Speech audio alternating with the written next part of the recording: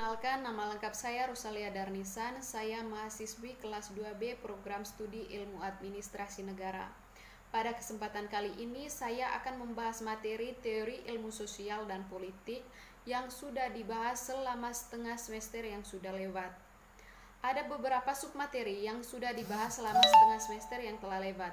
Namun pada kesempatan kali ini saya akan membahas lebih spesifik materi mengenai paradigma sosial.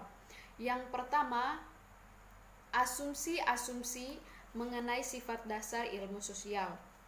Berdasarkan ide bahwa teori organisasi dilandaskan pada sebuah filosofi sains dan sebuah teori tentang masyarakat, ilmu sosial dikonseptualisasikan dalam kumpulan asumsi-asumsi sebagai berikut. Yang pertama, ontologi. Yang dimaksudkan dengan ontologi adalah asumsi-asumsi yang membahas hal yang sangat esensial mengenai fenomena yang diselidiki. Sehingga apakah sesuatu itu benar-benar ada atau hanya merupakan ide yang ada dalam pikiran manusia. Yang kedua adalah asumsi epistemologi. Yang dimaksudkan dengan asumsi epistemologi adalah asumsi-asumsi yang membahas bagaimana asal-usul suatu fenomena awalnya dipahami sehingga kemudian muncul sebagai pengetahuan yang dipelajari oleh manusia.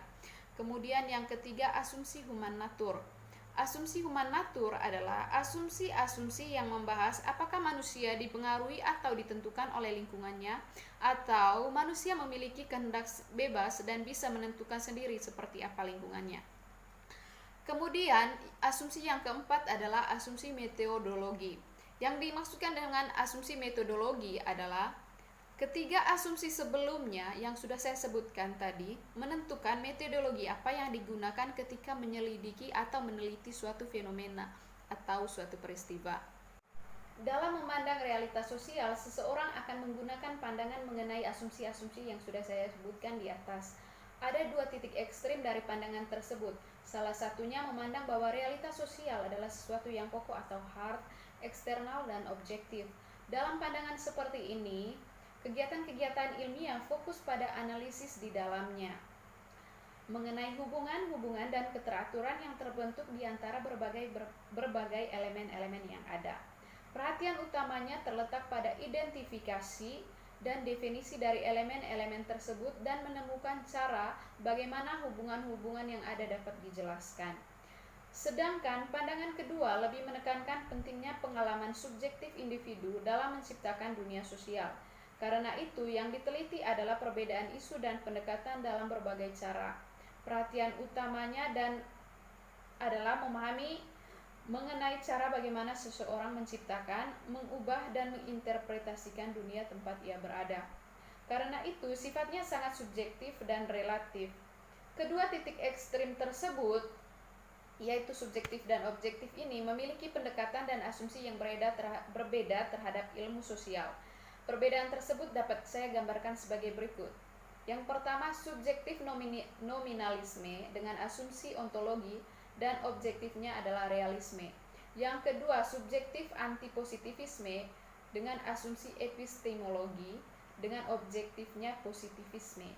Yang ketiga, subjektif voluntarisme, asumsi human natur dengan objektif determinisme. Yang keempat, asumsi ideografik dengan asumsi metodologi dengan objektif nominatif. Keempat perbedaan tersebut dapat saya jelaskan sebagai berikut. Yang pertama, nominalisme versus realisme. Penganut nominalisme berpegang pada asumsi bahwa dunia sosial yang berada di luar alam pikiran seseorang adalah tidak lebih dari nama-nama, konsep dan label yang digunakan untuk menstrukturkan kenyataan. Di sisi lain, realisme berpandangan bahwa dunia sosial yang berada di luar pikiran seseorang adalah dunia yang real, yang bersifat kokoh dan struktur yang relatif tidak berubah. Yang kedua, antipositivisme versus positivisme. Positivisme adalah epistemologi yang berupaya untuk menjelaskan dan memprediksi apa yang akan terjadi di dunia sosial dengan mencari keteraturan dan hubungan sebab akibat di antara elemen-elemen terkait. Sedangkan antipositivisme di sisi lain memandang bahwa dunia sosial adalah sesuatu yang relatif dan hanya bisa dipahami dari sudut pandang individu-individu secara langsung terlibat di dalam aktivitas-aktivitas yang sedang dipelajari. Antipositivisme menolak sudut pandang penganut yang merupakan ciri khas kaum positivisme sebagai suatu yang valid dalam memahami aktivitas manusia. Kemudian yang ketiga, voluntarisme versus determinisme. Determinisme memandang bahwa manusia sepenuhnya ditentukan oleh situasi atau lingkungan tempat ia berada. Sedangkan voluntarisme kebalikannya, memandang bahwa manusia sepenuhnya otonom dan memiliki kehendak bebas.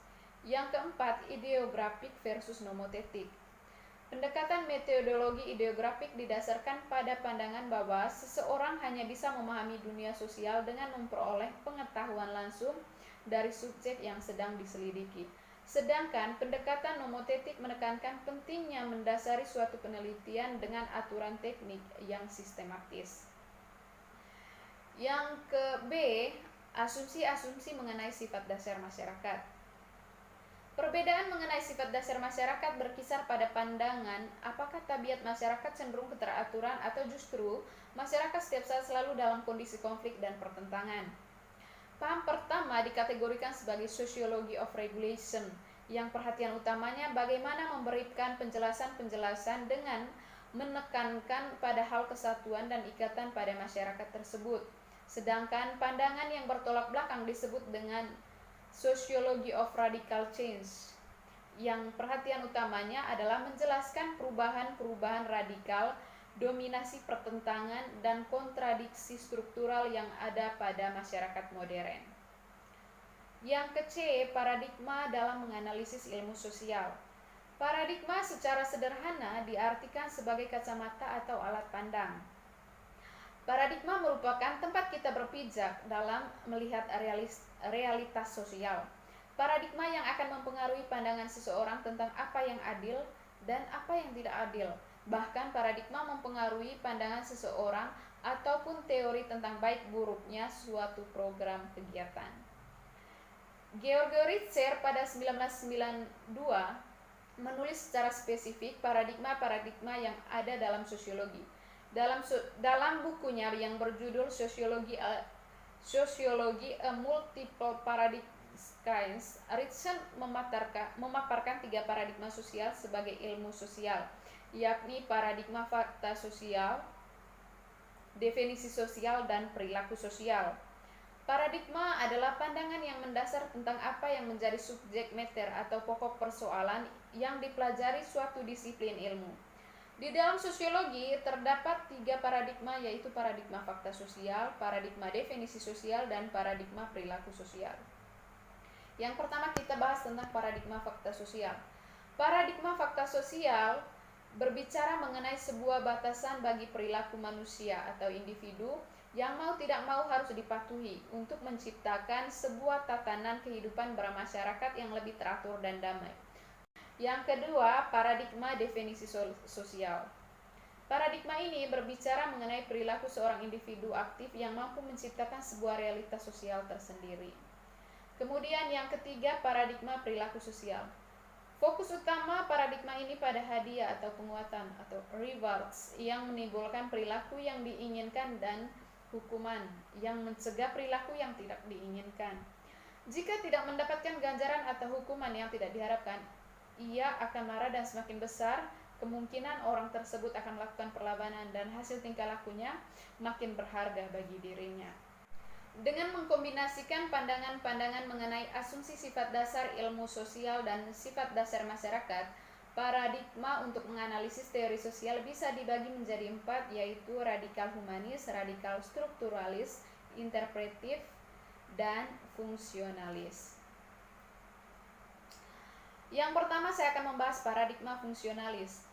Paradigma fungsionalis ini berakar pada sociology of regulation dengan menggunakan sudut pandang objektif. Ciri khasnya adalah perhatian yang besar pada penjelasan-penjelasan mengenai status quo keteraturan sosial, konsensus integrasi sosial, solidaritas pemenuhan kebutuhan, dan aktualisasi. Yang kedua, paradigma interpretif. Paradigma ini berakar pada sociology of regulation dengan sudut pandang subjektif. Perhatian utamanya ada pada bagaimana memahami dunia sebagaimana adanya. Memahami tabiat fundamental dari dunia sosial dari pengalaman subjektif. Paradigma ini berupaya untuk menjelaskan dalam dunia kesadaran seseorang dan subjektivitas. Paradigma ini berupaya untuk menjelaskan dalam dunia kesadaran seseorang dan subjektivitas dalam bingkai rujukan orang yang terlibat langsung, bukan sebagai pengamat. Yang ketiga, paradigma radikal humanis. Paradigma ini didefinisikan dengan perhatian utamanya untuk mengembangkan sosiologi of radical change dari sudut pandang subjektif.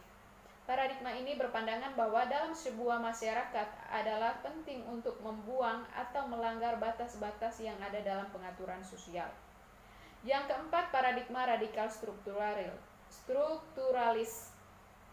Paradigma ini berangkat dari pandangan sosiologi of radical change dari sudut pandang objektif. Radikal strukturalis sangat gigih dalam membahas isu-isu perubahan radikal, emansipasi, dan potentiality, analisis yang menekankan konflik struktural, dominasi, kontradiksi, dan pengambil alihan. Begitu. Sekian materi teori sosial dan politik mengenai submateri paradigma sosial yang bisa saya jelaskan. Terima kasih.